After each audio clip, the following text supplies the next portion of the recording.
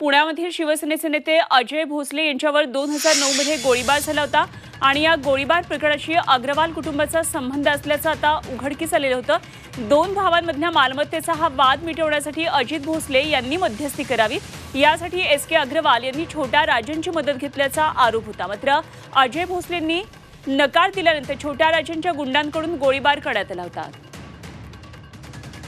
नेमकं काय घडलं होतं या संदर्भात अजय भोसले यांच्याशी बातचीत करतात आमचे प्रतिनिधी अरुण मेहत्रे।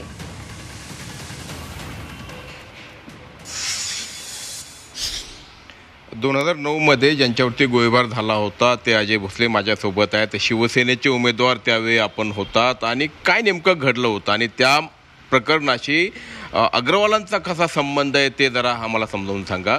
कारण अग्रवाल कुटुंब आता पुन्हा एकदा चर्चेत आले, ते म्हणजे याच एस.के. अग्रवाल यांचा नातू, तो त्यांनी परवा एक अपघात घडवून आणला। अमृत नोनी गॅस्ट्रिन, अपचन, ऍसिडिटी, गॅस्ट्रबल ह्यापैकी तुम्हाला कुठलाही गॅस्ट्रिक प्रॉब्लेम झाला, उपाय एकच, अमृत नोनी गॅस्ट्रिन, ज्याच्यामध्ये 2 लोकांचे नाहक बळी गेलेले आहेत। अजय भोसले मी आणि राम अग्रवाल हे आम्ही मित्र होतो आणि राम अग्रवाल आणि एस.के. अग्रवाल हे भाऊ आहेत। एस.के. अग्रवाल, राम अग्रवाल, व्ही.के. अग्रवाल आणि एम.के. अग्रवाल। आता एम.के. अग्रवाल वारलेत, ते नाही आहेत।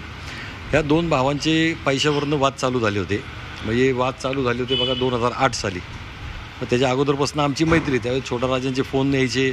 ह्या छोटा राजांना जाऊन यांनी सांगितलं होतं की माझा भाऊ काय मला पैसे देत नाही आणि माझ्या भावावर अजय भोसले असतात।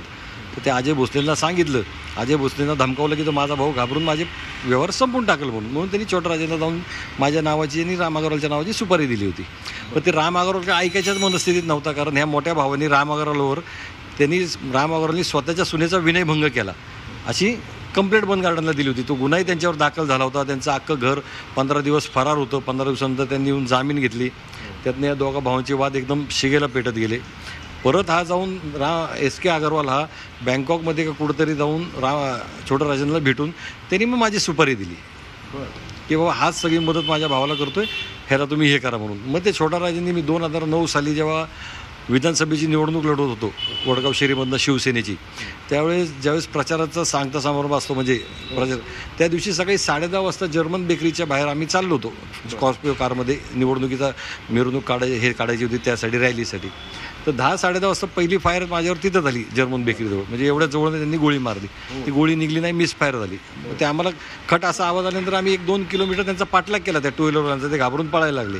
त्यांना उडवायला मला एक 15-20 फुटाचं अंतर होतं। मी गाडीने त्यांना असं उडवणार, तेवढ्यात त्यांनी फिरून दुसरी फायर केली, जी काचेवर लागून माझ्या मित्राच्या छातीत घुसली। मग आम्ही तिथंच गाडी थांबवली, ते लोक तिथनं पळून गेले।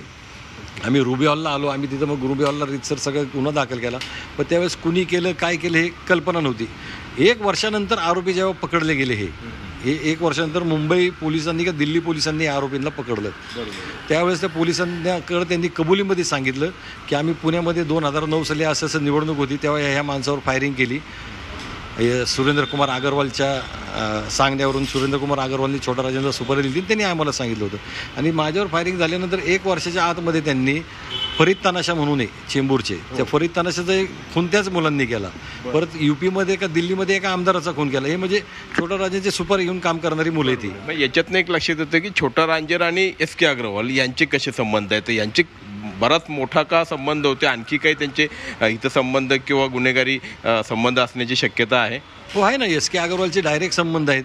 एस.के. अग्रवाल आणि छोटा राजन यांचे डायरेक्ट संबंध आहेत। आता माझ्यावर तो गुन्हा दाखल झाला, खाली पोलिसांनी तपास व्यवस्थित केला नाही म्हणून मी हायकोर्टात रिट पिटिशन दाखल केलं। हायकोर्टात रिट पिटिशन दाखल केल्यानंतर तो गुन्हा वरती हे करण्यात आला, वर्ग करण्यात आला।